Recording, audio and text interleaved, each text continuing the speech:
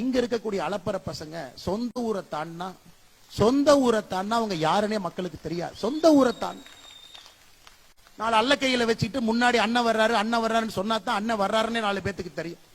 இந்த அல்ல கைக ஐயா நான் திமுக ஸ்டைலுக்கு மாறிட்டும் தப்பா நினைச்சுக்காது.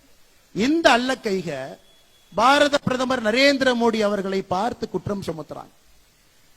உதயநிதி ஸ்டாலின் சொல்றாரு, நேற்று முன்தினம் மோடி மட்டும் தமிழ்நாட்டுக்கு வந்தாருன்னா முதல்ல நாங்க கோ பேக் மோடின்னு சொன்னோம், நாங்க இன்னைக்கு கெட் அவுட் மோடின்னு சொல்லுவோம் அப்படி.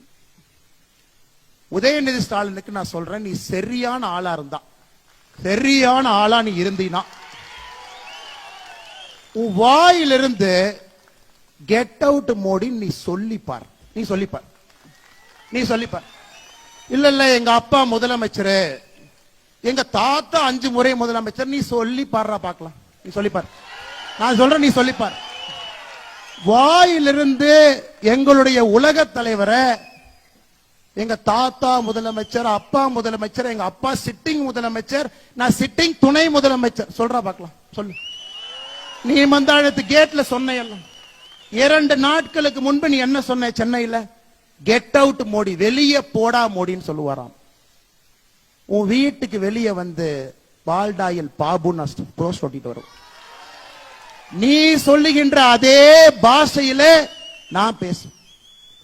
உனக்கு ஒரு உலக தலைவரை மதிக்க தெரியல, ஒரு கத்துக்குட்டி. நீ கத்துக்குட்டி. காலையில 11:30 மணிக்கு தான் உன் மேல வெயிலே படும். நீ சூரியனை நேரா பார்த்தது கூட கிடையாது. சூரியன் மேல வந்தா தான் இப்படி பாக்குற ஆள் நீ. சூரியனை பார்த்து துப்பி அந்த எச்சல் உன் மேல விழுவும். அப்படிப்பட்ட ஆள் நீ. 3:30 மணிக்கு பிரம்ம முகூர்த்தத்துல எந்திரிச்சு யோகா பண்ணிட்டு 5 மணிக்கு ஃபைல திறந்து இந்த நாட்டை ஆட்சி பண்ற ஆள்கிட்ட 11:30 மணிக்கு எந்திரிச்சு நட்ட நடுவுல மேல சூரியன் இருந்து உழுவுற உனக்கே இவ்வளவு திமிர் இருந்தா, சாதாரண நடுத்தர மக்கள் உழைத்து நாட்டை உருவாக்கக்கூடிய மக்களுக்கு எவ்வளவு திமிர் இருக்கு? அந்த கூஜா தூக்கருக்கு இங்க ஒரு சாராய அமைச்சர் சுத்திட்டு இருக்கார் கரூர்ல. இவனுக்கு எந்த அளவுக்கு ஒரு